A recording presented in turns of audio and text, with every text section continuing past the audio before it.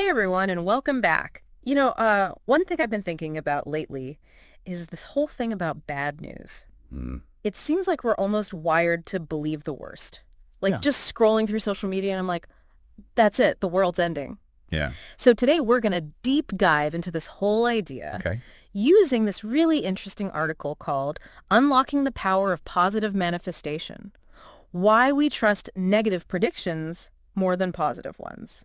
Interesting. And it really gets into how this whole negativity bias thing ties into the idea of manifestation, Right. especially in a digital age. So it should be a fascinating discussion. Where you know what's so fascinating about all this is that this tendency we have Yeah. to gravitate towards negativity is actually hardwired into us. Hmm. It's not just, a product of our modern times or anything like that. Interesting. Our brains are really literally designed to prioritize threats. Okay. You think back to our caveman ancestors. Right. They had to be constantly on alert for danger just to survive. Right. Like saber-toothed tigers and stuff. So are you saying our ancient ancestors need to, stay alive? Re- Is the same instinct that makes us completely obsess over, a random tweet about a possible recession? It's not that different. Wow. I mean, that same survival instinct is still with us today. Okay. Researchers have actually given it a name. It's called the negativity bias. Okay. What this means is that negative information just hits us harder and faster than any positive news. Interesting. It's almost like our brains are Velcro for bad news Mm-hmm. and Teflon for good news. And, this bias is probably why that one negative comment Mm-hmm. on your work presentation sticks with you way more than the 10 compliments you received. Oh, totally. Has that ever happened to you? Totally. I mean, I think we've all been there. But what I don't get is why we're so quick to dismiss positive predictions. Yeah. I mean, if some expert says, hey, I think there's a good chance we'll cure cancer in the next decade, we tend to be way more skeptical than if they predicted some, impending doom. Right. It's like we almost don't want to believe the good news. Right. Why is that? That's a great question. Yeah. There are a few things at play here. I think one factor is this societal conditioning we all experience. From a young age, we're often told to be cautious, to expect the worst, not to get our hopes up too high. Right. And then there's also the fear of disappointment. Okay. We've all had those letdowns and disappointments, so we build up these defenses to protect ourselves, avoid getting hurt again. Right. And you know what? I think this is where this whole idea of manifestation really comes into play. Okay, yeah, let's break down this whole manifestation thing for a second. Sure. The article talks about manifestation as the idea that our thoughts and beliefs can actually shape our reality. Exactly. It's about aligning our intentions, Mm. our emotions, and our actions to actually create the life that we want. Wow. But here's the catch. If we're constantly dwelling on these negative predictions and, convinced that things are going to go wrong, we might actually be putting energy into making those outcomes happen. So it's like a self-fulfilling prophecy. It's like Exactly we right. worry about something so much we actually bring it on ourselves. Exactly. Hmm. And, the article uses a really interesting example of Yeah. how this can actually play out in the real world. Okay, I'm intrigued. They talk about this historical event where there was a rumor Okay. about a potential food shortage spreading through a community. Mm-hmm. And even though there were no real issues with the supply chain, the fear was so contagious Wow. that people started hoarding food. Oh, wow. And that panic buying led to actual shortages in the stores, creating the very problem everyone was afraid of. Oh, that's wild. Isn't that interesting? Yeah. And the article argues that if people had focused on positive thoughts, like there's enough food for everyone, and acted with compassion instead of fear, they might have avoided the crisis altogether. Wow. It's pretty powerful. That's a powerful example. Yeah. It really shows how quickly fear can spiral out of control Right. and actually create the reality we're trying to avoid. Mm. So if we're caught in this, cycle of negativity and fear-based manifestation, Right. what can we actually do about it? How do we break free Yeah. and start, manifesting more positive outcomes? That's the million-dollar question, isn't it? Yeah. And the good news is the article does offer some strategies. Okay. It emphasizes the importance of consciously shifting our perspective. Okay. Instead of focusing on what could go wrong, Yeah. what if we start intentionally focusing on what could go right? I get that, but it's so hard to stay positive when, the news is constantly bombarding us with Wow. doom and gloom. It's tough. Like everywhere you turn, there's something new to worry about. Yeah, it definitely takes effort. But I think it starts with being mindful of the information that we're consuming. Okay. What are we actually feeding our minds? Are we constantly scrolling through social media, getting hooked on that negativity? Or are we actively seeking out those inspiring stories, uplifting content, Right. sources of hope? It's like we need a mental diet. Yes. Like we need to be just as careful about what we feed our minds Exactly. as we are about what we feed our bodies. 100%. And just like with a healthy diet, it takes practice and consistency. Right. The more we can train our minds to focus on the positive, the more we'll start to see those positive changes actually happening in our lives. Okay, that makes sense. Yeah.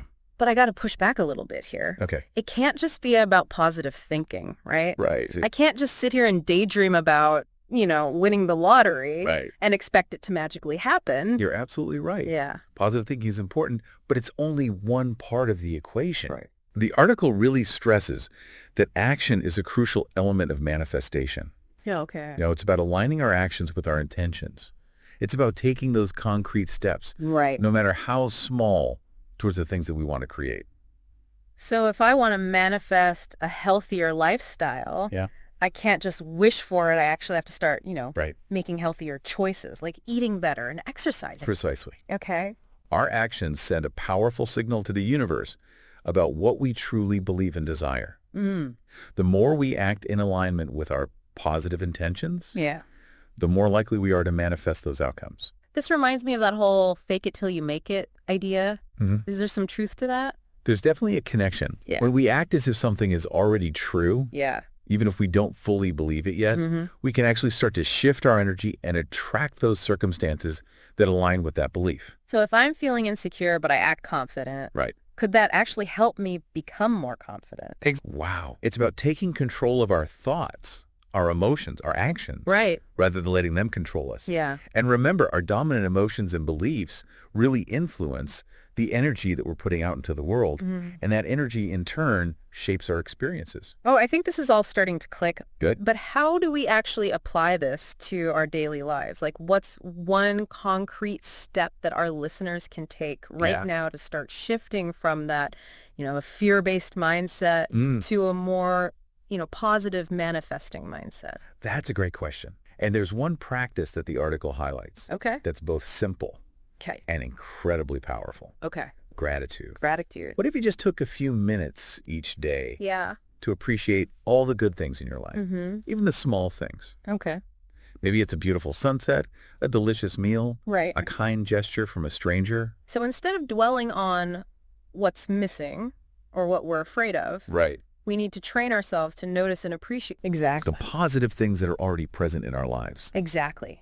When we cultivate an attitude of gratitude, we shift our focus from lack to abundance. Right. And that shift in energy can have a profound impact on our ability to manifest positive outcomes. I love that. It's simple but powerful, It is. and it's something that anyone can do, Right. no matter what their circumstances. Yeah. It's available to everyone. And the more we practice gratitude, Yes, the more we start to see the world through a more positive lens. absolutely. And then we become more aware of the good things that are already present. Exactly. And then we start to attract even more good things. It's a beautiful cycle. It is a beautiful cycle. So we've talked about the power of positive thinking, the importance of taking action, Yeah. and the magic of gratitude. But there's one key piece of this manifestation puzzle that we haven't mentioned yet. What's that? Faith. Ah, yes. Faith is such a crucial element. Yeah. And this is where things get really, really interesting. Because even when we're doing all the right things, thinking positively, taking action, practicing gratitude, there are times when we just struggle to truly believe that good things are possible for us. Yeah. And that doubt Yes. can be so crippling. It can be so crippling. If we don't believe that we deserve good things Right. or that our dreams can actually come true, it makes it that much harder to actually manifest them. Absolutely. The article emphasizes how faith is essential for overcoming that doubt. Okay. It's about trusting in a power greater than ourselves, whether that's the universe, a higher power, or simply the inherent goodness of life. Okay. It's about believing in the possibility of a brighter future. So faith is like the fuel that Yeah. powers the manifestation engine. Yes. It gives us the energy and the courage to keep going even when things get tough. Beautifully put. It's about choosing hope over fear. Mm-hmm. It's understanding that while we can't control everything that happens to us, we can control how we respond and what we choose to focus on. Yeah, I love that. That sense of agency is so powerful. It is. And that brings us to another key point from the article. Okay. The importance of personal responsibility. Yes. This is where we really start to understand the power that we have to shape our own reality. Okay. It's about recognizing that we're not just these passive victims of circumstance. Right. We have the power to choose our thoughts, our beliefs, and our actions. Mm-hmm. And those choices have a direct impact on the reality that we create. So we're not talking about like blaming ourselves Right. for everything that goes wrong. Right. It's more about understanding that we have the power Yes. to make choices that align with the life that we want to create. Exactly. It's about Mm. recognizing that we are the architects of our own reality. Mm. We're not just, puppets being controlled by outside forces. Right. We have the power to choose. And that power allows us to create a life that is both meaningful and fulfilling. This is so empowering. But let's be real for a second. Making that shift from a fear-based mindset Yeah. to a more, positive manifesting mindset Right. isn't always easy. There are going to be times when we get discouraged, Yeah. doubt ourselves, fall back into old patterns. You're absolutely right. It's a Mhm. journey, not a destination. Right. And like any journey, there will be bumps along the way. Yeah. The key is to be patient with ourselves, Mm. to keep practicing, and to remember that even those small steps in the right direction Yeah. can lead to big changes over time. I love that analogy. It's about progress, not perfection. Exactly. It's about celebrating those small victories along the way Yeah. instead of, beating ourselves up for not being further along. Exactly.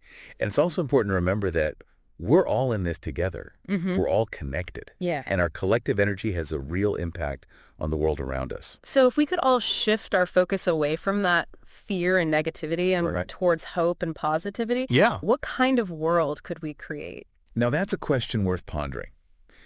Imagine the possibilities if we all committed to manifesting a world Right. filled with peace, harmony, abundance, and well-being. Yeah. It all starts with each of us taking responsibility for our own energy Mm-hmm. and choosing to focus on the good, the beautiful, and the true. That's a powerful message to end on.